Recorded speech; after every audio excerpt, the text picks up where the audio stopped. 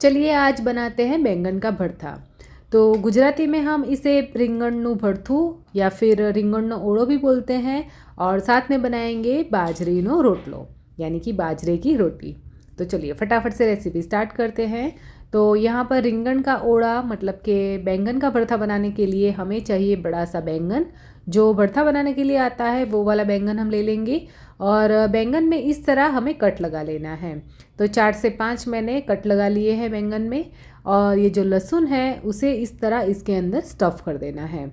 तो लहसुन की कली आप अपने टेस्ट के अकॉर्डिंग ज़्यादा या कम उसके अंदर भर सकते हो। तो मैंने 5 से 6 कलियाँ लहसुन की इसके अंदर भर दी है।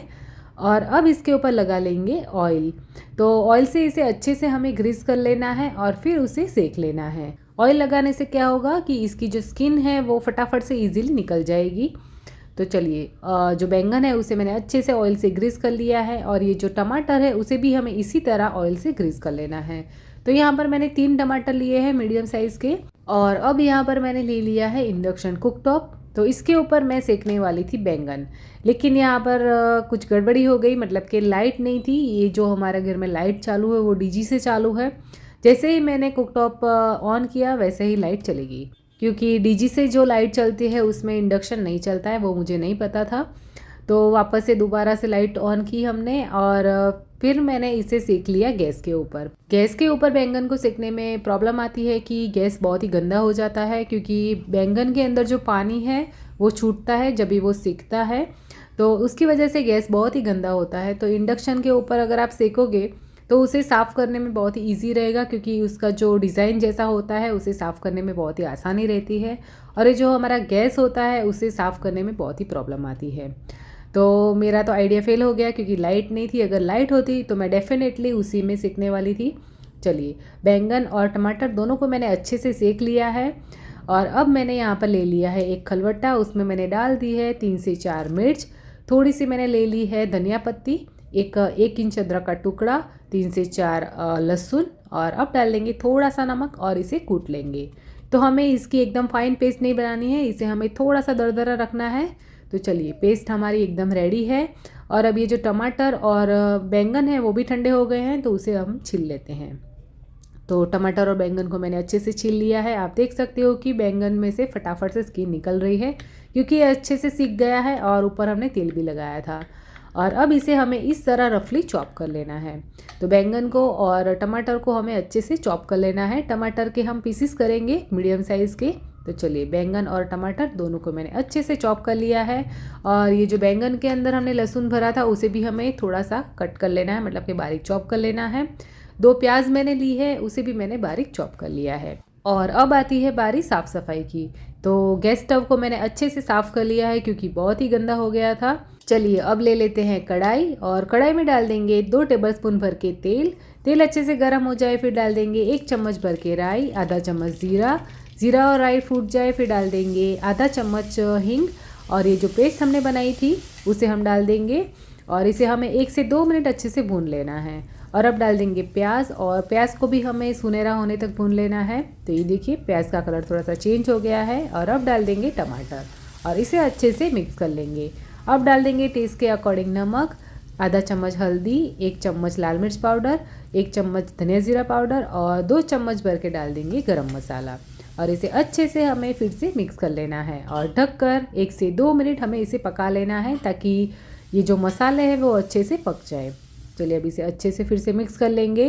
और अब लास्ट में ऐड कर देंगे बैंगन जो हमने सेक के रखा था, और इसे अच्छे से मिला लेना है। और अब लास्ट में ऐड कर देंगे आधे नींबू का रस और इसे फिर से अच्छे से मिक्स कर लेंगे। और अब डाल देंगे धनिया पत्ती। तो ये लीजिए बैंगन का भरता हमारा एकदम रेडी है, फटाफट से बन जाता है और टेस्ट में बहुत ही बढ़िया लगता है। चलिए भरता तो बन गया, अब बना लेते हैं बाजरीनो रोटलो। तो बाजरी का रोटला मतलब कि बाजरे की रोटी बनाने के लिए यहाँ पर मैंने ले ली है मिट्टी की तवी, और उसे मैंने पहले गर्म करने के लिए रख दिया है, क्योंकि बाजरे का रोटला जो हम बनाते हैं उसमें तवा हमारा अच्छे से गर्म होना चाहिए। और अब एक बड़ी सी थाल मैंने ले ली है, उसमें डाल दिया है थोड़ा सा बाजरे का आटा और थोड़ा सा ज्वार का आटा। तो दोनों मिक्स करके मैं बाजरे का रोटला बनाती हूँ, क्योंकि अकेले बाजरे के रोटले से बनाते हैं ना तो उसका कलर थोड़ा सा डार्क आता है, मतलब कि इतना लाइट कलर नहीं आता है। थोड़ा सा ज्वार का आटा डालेंगे तो बाजरे का जो रोटला है वो बहुत ही वाइट बनेगा, बहुत ही अच्छा बनेगा। और आटे का मेज़रमेंट इस तरह रहेगा कि आप 1 कटोरी बाजरे का आटा ले रहे हो तो सामने 2 चम्मच भर के ज्वार का आटा लेना है। चलिए अब इसके अंदर डाल देंगे टेस्ट के अकॉर्डिंग नमक और थोड़ा थोड़ा पानी डाल के आटे को हमें गूंथ लेना है। पानी हमें ज़्यादा ऐड नहीं करना है, आटा हमारा सख्त भी नहीं होना चाहिए और एकदम लूज़ भी नहीं होना चाहिए, मीडियम उसे गूंथेंगे और इसे हाथों से अच्छे से मसलना है ताकि हमारा जो बाजरे का रोटला है वो बहुत ही सॉफ्ट बने। चलिए अब इसे हमें थेप लेना है। तो आपको यहाँ पर स्क्रीन पर दिख रहा होगा कि मैं इसे किस तरह थेप रही हूँ। तो हाथ में इस तरह आटे को लेना है और इसे गोल गोल कर लेना है और अब परात में मैंने थोड़ा सा पानी ले लिया है और पानी को इस तरह ये जो रोटला है उसकी किनारी पर हम लगा लेंगे ताकि रोटला जो बॉर्डर से मतलब कि किनारी से फट ना जाए। तो थोड़ा थोड़ा पानी लगाएंगे और हथेली से उसे दबाते हुए मतलब कि थोड़ा थोड़ा हल्के हाथों से प्रेस करते हुए इसे हम इस तरह थेप लेंगे। तो पहले हम साइड से थेपेंगे, फिर बीच में सेंटर में थेपेंगे और फिर लास्ट में हमें उंगलियों से फिर से उसे बॉर्डर से थेप लेना है ताकि जो रोटला है हमारा अच्छा सा पतला सा बने, बहुत ही मोटा ना बने। और अगर आपको लग रहा है कि इसमें थोड़ी सी दरारें आ गई हैं, थोड़े से गड्ढे हो गए हैं, तो इस तरह थोड़ा सा पानी लेके इसे हम अच्छे से स्टिक कर सकते हैं, मतलब कि इसे सही कर सकते हैं। और अब उंगलियों से मैंने इसे बॉर्डर से भी फिर से दबा के अच्छे से थेप लिया है। तो सारा जो रोटला है वो हमारा इवन होना चाहिए, हर तरफ से, कहीं से मोटा नहीं होना चाहिए। अब तवी हमारी अच्छे से गर्म होनी चाहिए, तवी एकदम गर्म हो जाए उसके बाद रोटले को इस तरह उसमें रख देना है। तो आपने देखा कि मैंने किस तरह रखा है। अगर आप इस तरह रोटले को अंदर रखोगे तो उसमें भंवरा नहीं पड़ेगा, मतलब कि उसमें एयर नहीं आ जाएगी। तो रोटला मैंने डाल दिया है और अभी गैस की फ्लेम को मैंने एकदम हाई रखा है। जो रोटला हम बनाते हैं बाजरे का, उसमें गैस की फ्लेम को हमें हाई रखना है, बिल्कुल भी लो नहीं करेंगे, एकदम हाई फ्लेम पे उसे हम सेकेंगे। तो एक तरफ से 1 से 2 मिनट के बाद हमें उसे पलट लेना है और अब दूसरी तरफ से भी हमें उसे 1 से 2 मिनट पका लेना है।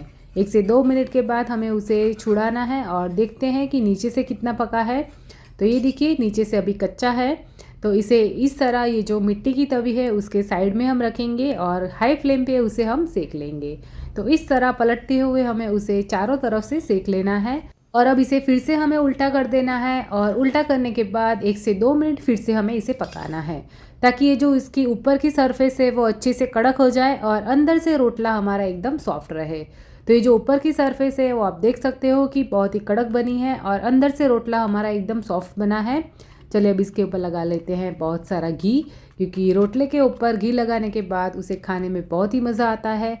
आप इसे ऐसे ही खाओगे तो भी बहुत ही टेस्टी लगेगा। तो इसी तरह सारे रोटले मैंने बना लिए हैं।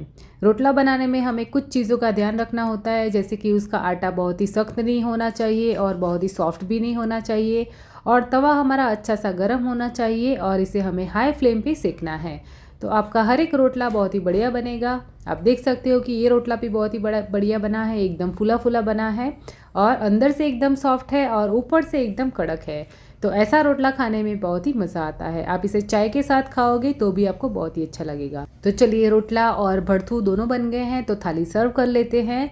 तो રીંગણનો ઓળો, બાજરીનો રોટલો અને સાથે છે ડુંગળી, મરચાં અને મસાલાવાળી છાશ।